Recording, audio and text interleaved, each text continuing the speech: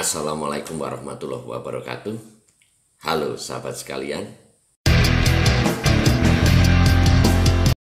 Oke, jadi hari ini saya akan bicara tentang muslok, tentang ADART tentunya ya, khususnya tentang pemilihan DPP. Nah, jadi ingat pemilihan DPP tapi bukan ketua DPP atau sekretaris DPP ya. Jadi tentang pemilihan DPP ini saya khususkan karena ada pertanyaan dari teman-teman di daerah lain maupun di beberapa lokal ya. Apakah pemilihan DPP itu yang dipilih adalah ketua DPP dan selanjutnya nanti ketua DPP tersebut memilih anggota DPP maupun sekretaris DPP. Nah, padahal hal ini sangat tidak tepat, bahkan salah kan gitu. Oke, jadi ini yang akan kita jelaskan. Oke, jadi tidak akan saya jelaskan secara panjang lebar ya, karena kalau kita lihat dari pasal 20 ini cukup banyak, tetapi pada pokok permasalahan atau dari pertanyaannya aja, karena ada pertanyaan seperti tadi saya katakan bahwa apakah pemilihan DPP itu yang dipilih adalah ketua DPP kan gitu ya. Oke, kita merujuk pada pasal 20 ayat 2 huruf E. Nah, ini yang langsung kita langkai aja, yang lainnya saya pikir bisa dibaca, tapi kita baca klausul pada pasal 20 ayat 2 huruf E. Nah, di sini berbunyi memilih dan mengangkat DPP dan ketua orari lokal. Jadi ingat, memilih dan mengangkat DPP dan ketua orari lokal. Jadi di situ tidak disebutkan memilih ketua DPP atau memilih sekretaris DPP. Nah, cuma disebutkan memilih dan mengangkat DPP dan ketua orari lokal.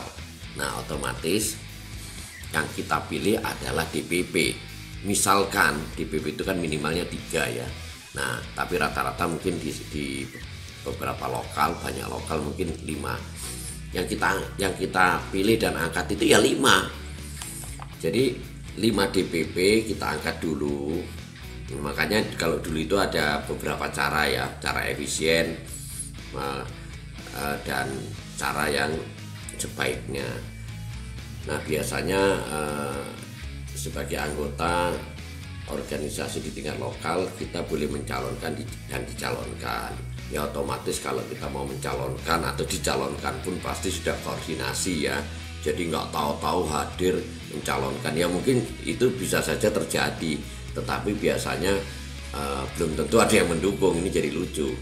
Nah, ya semua bisa saja terjadi, tapi ini yang kita bicarakan adalah sesuatu yang umum. Oke, kita kembali ke pemilihan DPP, pemilihan dan memilih dan mengangkat DPP. Nah, karena di situ disebutkan hanya memilih dan mengangkat DPP, otomatis ini kenapa saya ulang terus biar paham ya. Karena pertanyaannya adalah di beberapa lokal itu ada yang memilih dan mengangkat ketua DPP. Nah, setelah itu ketua DPP-nya memilih sekretarisnya, memilih anggotanya berdasarkan penunjukannya dia. Nah, yang benar adalah misalkan kita mengangkat 3 atau 5 orang DPP, itu yang memilih adalah peserta musyawarah lokal.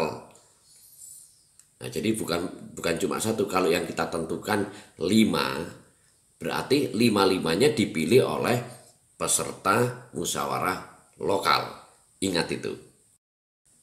Nah, bagaimanakah cara pemilihannya? Otomatis cara pemilihannya ya sudah kita atur dalam tata tertib ya.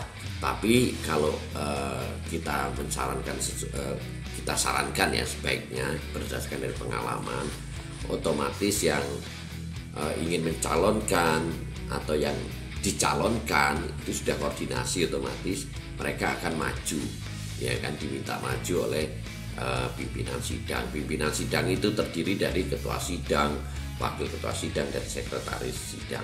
Ini sudah jelas ya.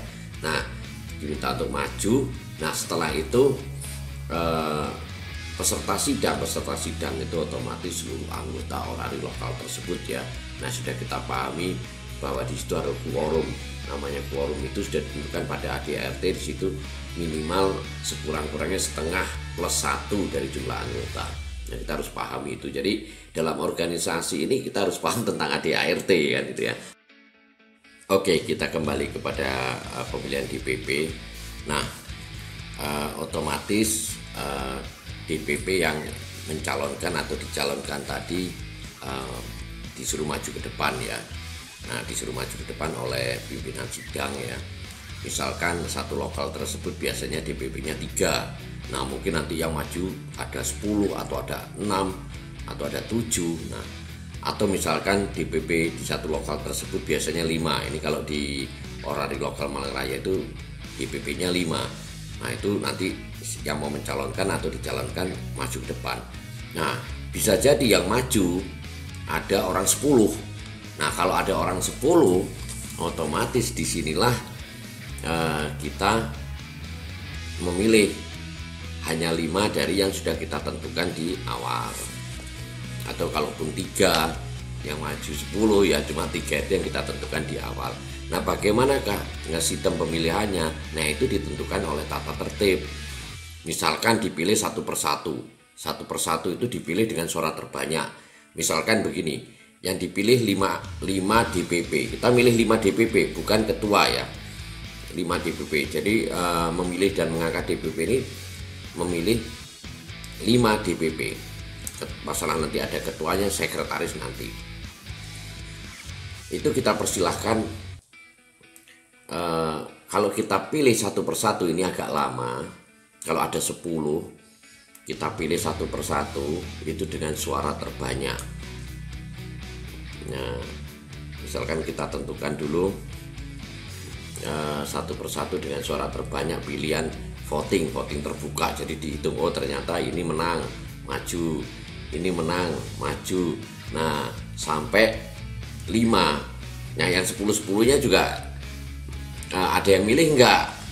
Kalau yang lainnya nggak ada yang milih ya sudah gugur. Kalaupun yang lainnya ada yang milih cuma sedikit, ya sudah, berarti